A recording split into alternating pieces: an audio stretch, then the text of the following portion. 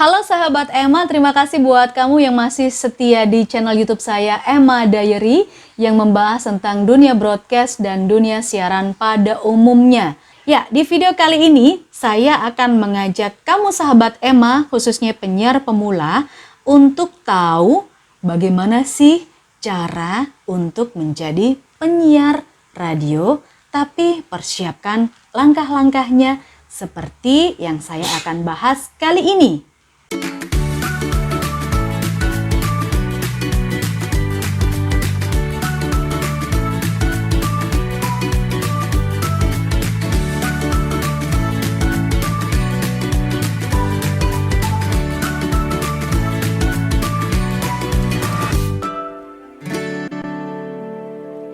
Banyak nih teman-teman yang udah nonton, tapi kenapa belum diklik like, subscribe, dan lonjok loncengnya? Supaya kalian tahu update-update apa saja yang saya share di channel Emma Diary, lakukan itu dulu ya. Like, subscribe, dan tonjok loncengnya. Baik, seperti di awal saya selalu bilang bahwa di sini saya bukan praktisi, bukan coach, bukan juga konsultan radio. Saya hanya orang yang aktif beberapa tahun di radio dan ingin share informasi atau pengalaman yang berdasarkan saya tahu.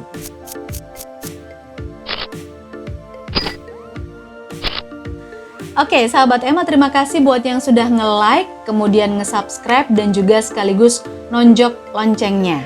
Kali ini kita akan membahas tentang cara bagaimana jadi penyiar radio.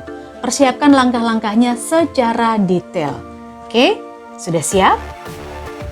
Setelah kamu lihat beberapa video saya tentang tips bagaimana jadi penyiar radio, kemudian announcing skill, dasar-dasar atau juga karakteristik, termasuk juga etika dan positive attitude seorang penyiar di video ini.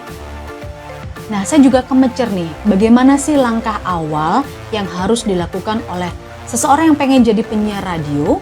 Kita bakal share kali ini, dan yang pertama adalah belajar berbicara.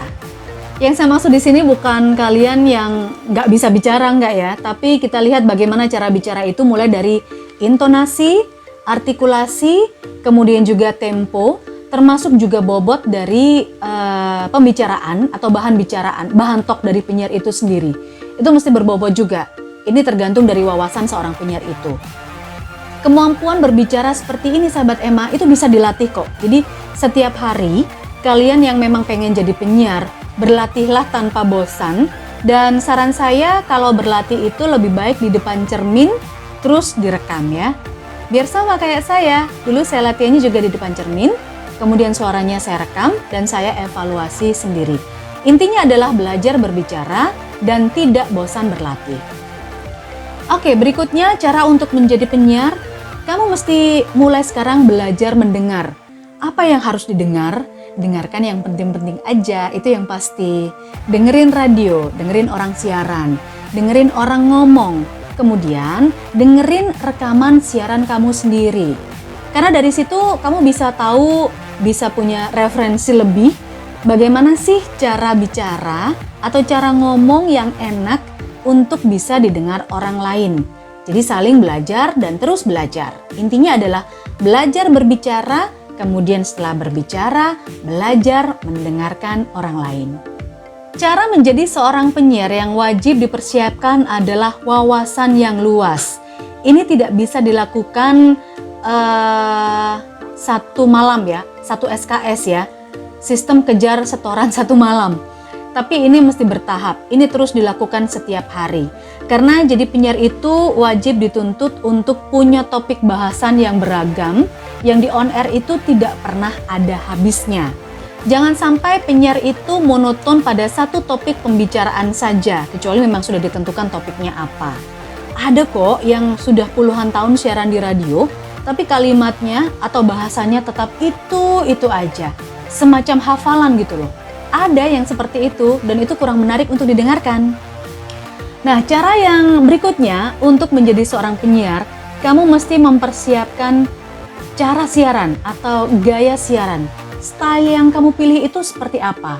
Karena mau nggak mau, sahabat Emma, style atau cara berbicara seorang penyiar itu punya daya pikat atau daya tarik tersendiri terhadap pendengar. Ketika pendengar nanti mendengar style atau cara kamu ngomong, cara kamu ngobrol, itu dia akan sudah tahu bahwa itu adalah kamu, itu adalah ciri khas kamu. Tapi hati-hati menentukan ciri khas, menentukan cara berbicara, menentukan style, itu yang benar-benar tidak melanggar etika siaran ya. Jangan sampai ada celetukan-celetukan atau gaya berbicara yang ternyata itu tidak sesuai dengan etika siaran alias tidak pantas diperdengarkan secara on air. Yang terpenting juga jadi seorang penyiar itu caranya mesti belajar legowo, menerima kritik dan saran dari orang lain. Mulai dari sekarang ketika ingin jadi penyiar, cobalah untuk bertanya dengan orang-orang sekitar. Bagaimana cara berbicaramu, bagaimana gaya berbicaramu, kemudian dengarkan apa yang menjadi masukan mereka. Karena dari situ sahabat Emma, kamu akan belajar bagaimana menerima kritik dan saran orang lain, termasuk juga mengetahui apa saja kelebihanmu sebagai seorang penyiar atau calon penyiar dan apa saja kekurangan yang mesti diperbaiki. Langkah berikutnya ketika menjadi seorang penyiar atau cara menjadi seorang penyiar. Setelah belajar berbicara lancar, setelah belajar mendengar, kemudian memilih gaya siaran atau style siaran, terus juga mau mendengarkan orang lain, belajar mengetahui kelebihan, kemudian memperbaiki kekurangan. Berikutnya adalah mengirim lamaran atau apply CV ke stasiun radio yang sedang membuka lowongan. Yang saya maksud apply atau mengirim lamaran ke stasiun radio ini bukan harus radio keren atau bukan harus radio komersil gitu ya, tapi bisa diawali dulu dengan radio komunitas. Radio komunitas di daerah tuh juga banyak loh dan bagus-bagus untuk menempa atau sebagai latihan. Kenapa saya sarankan sahabat Emma untuk apply ke radio komunitas? Karena radio komunitas itu adalah tempat yang paling tepat untuk berlatih, untuk terus melakukan praktis apa-apa saja yang tadi sudah kamu pelajari. Belajar berbicara, belajar mendengar, kemudian menunjukkan kemampuanmu seperti apa, menonjolkan kemampuan, dan juga memperbaiki kekurangan. Radio komunitas itu adalah tempat yang paling tepat untuk belajar. Dan yang terakhir, setelah kamu belum atau sudah merasa oke nih, belajar ngomong udah, mendengarkan udah, menerima kritik dan saran orang lain udah, dan gak bosen-bosen untuk ngirim CV atau lamaran apply ke stasiun radio, tapi tidak semuanya itu bisa diterima atau tidak selalu 1-2 kali itu langsung diterima oleh stasiun radio. Butuh berkali-kali. Coba aja tanya ke beberapa penyiar yang memang sudah oke. Beberapa teman saya itu justru sempat apply CV ke salah satu radio di tahun 2000, tapi tidak langsung diterima.